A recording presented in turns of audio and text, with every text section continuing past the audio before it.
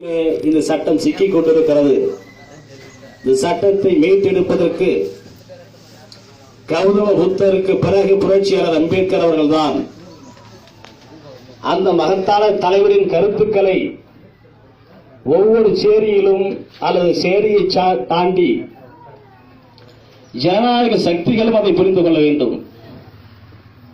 தலித் மக்களுக்கு என்றைக்கும் சாதி வெறி இருந்ததே கிடையாது. சாதி உணர்வு அவர்களுக்கு இருந்ததே கிடையாது. ஏனென்றால் இவர்களின் உணர்வு அப்படிதான்.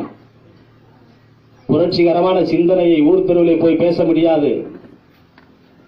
அறிவார்ந்த சமூகம் என்று சொல்லக்கூடிய உயர் சாதி இந்துக்களிடத்தில் எந்த தத்துவத்தையும் நாம் எதிர்பார்க்க முடியாது.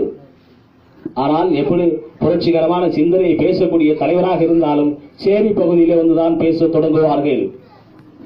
ஏனென்றால் அவர்களுக்கு தெரியும் உண்மையான ஆற்றல், உண்மையான கருத்து தத்துவம் எங்கே கிடக்கிறது என்பதை புரிந்து கொண்டார்கள். ஆனால் தலித் என்று சொல்லக்கூடிய நாம் அதை இன்னும் புரிந்து கொள்ளவில்லை. நமக்கான தலைமையை நாம் வேற எங்கேயும் தேடி பார்க்க கூடாது. நம்முடைய கருத்தை, நம்முடைய சிந்தனை நமக்கிருந்து வருகிற போதுதான் நமக்கான தலைமை தத்துவத்தையும் தலைவர்களையும் உருவாக்க முடியும். எனவே அந்த வகையில் புரட்சியாளர் அம்பேத்கர் அவர்களின் கருத்துக்களையும் கோட்பாடுகளையும் உருவாக்கிக் கொண்டு நமக்காக வழிகாட்டக்கூடிய அத்தனை கருத்துக்களையும் ஏற்று செயல்பட வேண்டும் என்பதுதான் நம்முடைய நோக்கம்.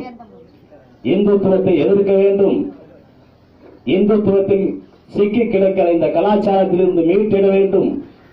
பௌத்த கருத்துக்களை புரிந்து கொள்ள வேண்டும். நாம் சாதியின் ரீதியில் மதத்தின் ரீதியால் நம்மை இழிவுபடுத்துகிற அத்தனை கலாச்சாரத்திலிருந்து விடுபட வேண்டும். நமக்கு அறிவார்ந்த தலைவர் புரட்சியாளர் அம்பேத்கர் அவர்களை தவிர எந்த தலைவரும் இல்லை. அப்படிப்பட்ட அம்பேத்கர் அவர்களின் கருத்துக்களை உள்வாங்கிக் கொண்டு செயல்படக்கூடிய எந்த அரசியல் கட்சிகளாக இருந்தாலும் அந்த அரசியல் கட்சிகளை நமக்கு ஆதரவு தர வேண்டும்.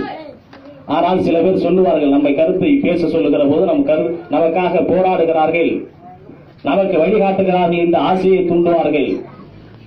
ஆனால் புரட்சியாளர் அம்பேத்கர் அவர்களின் கருத்துக்களை முழுமையாக யார் ஏற்றுக்கொண்டு இந்த மக்கள் மத்தியிலே நடைமுறைப்படுத்த வேண்டும் என்று சொல்லுகிறார்களோ அவர்கள்தான் புரட்சியாளர் அம்பேத்கர் கருத்துக்களை ஏற்றுக்கொண்ட தலைவர் என்பதை நாம் புரிந்து கொள்ள வேண்டும் என்று நமக்கெல்லாம் இங்கே அறிவுரை சொல்வதற்கு வருகை தந்திருக்கிறார்கள். புரட்சியாளர் அம்பேத்கர் அவர்களின் கருத்துக்களையும் எடுத்துச் சொல்வதற்கு வருகை தந்திருக்கிறார்கள். எனவே நீண்ட நேரம் நாம் பேச விரும்பவில்லை என்று சொல்லி வாய்ப்புக்கு நன்றி கூறி விடைபெறுகிறேன். நன்றி, வணக்கம்.